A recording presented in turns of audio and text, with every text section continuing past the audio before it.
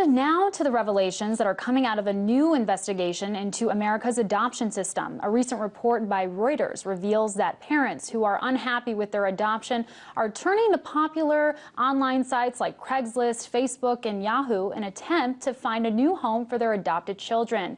This private rehoming, as it's been termed, means that Americans are easily transferring guardianship over to virtual strangers they meet on the internet and avoiding the oversight of adoption officials. Children adopted internationally are particularly vulnerable to this rehoming. So to talk more about the adoption issue, I'm joined by Adam Pertman, Executive Director of the Donaldson Adoption Institute. Thank you so much for joining me. First of all, what's the process by which adoptees are tracked, after they come to the United States?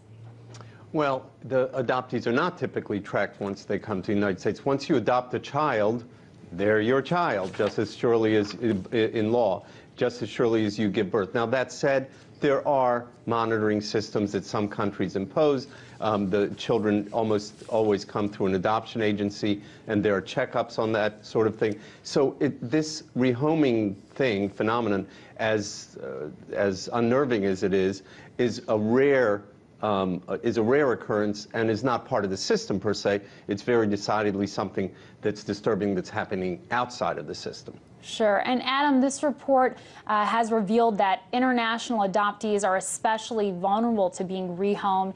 It seems that more of them are given up versus domestic adoptees. Why is that the case?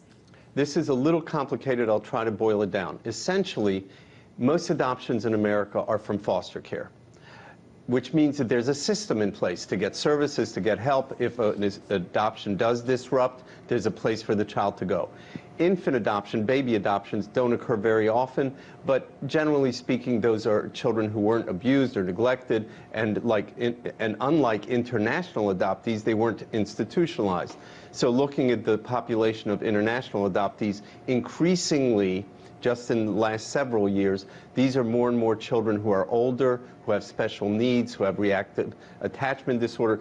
So what you see in this rehoming phenomenon is sort of the worst cases of the worst cases. These are people who didn't get the education up front, meaning the families.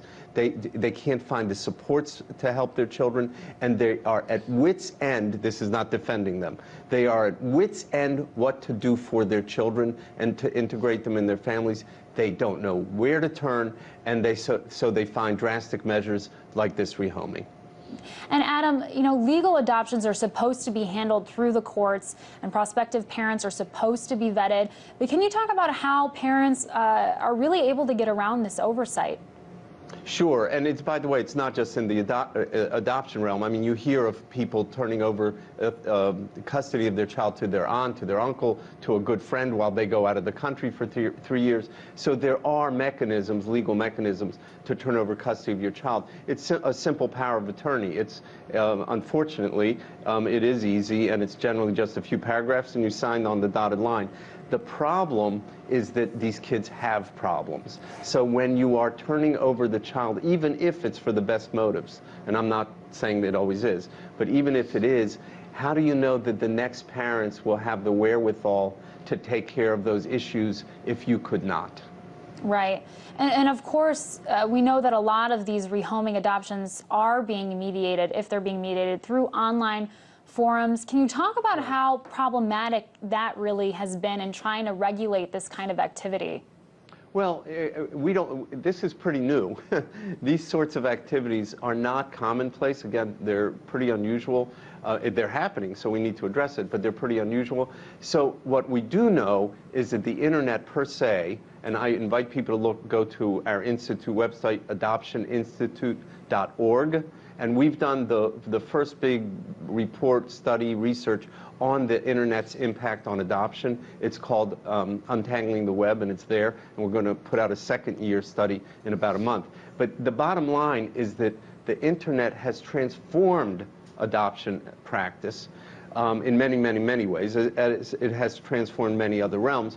In our realm, we're talking about vulnerable children, vulnerable families, and what we see with rehoming in a this is not meant to be scary at all, is a warning flag, is a tip of the iceberg. There's lots of stuff going on out there that no one is paying attention to, no one is monitoring, no one is regulating, and this should be the red flag that we say, oh my God, now we know there's an issue and we need to address it, but we need to address it systemically and not just with these relatively few cases, but look at the population, because many families are struggling who never would think to jettison their kid, right?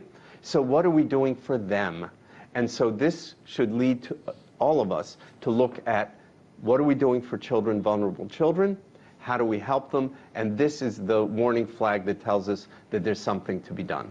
Yeah, it absolutely seems like the internet is a wild card, but I do appreciate you coming on and sharing your insight. Adam Pertman, Executive Director of the Donaldson Adoption Institute, thank you so much. My pleasure.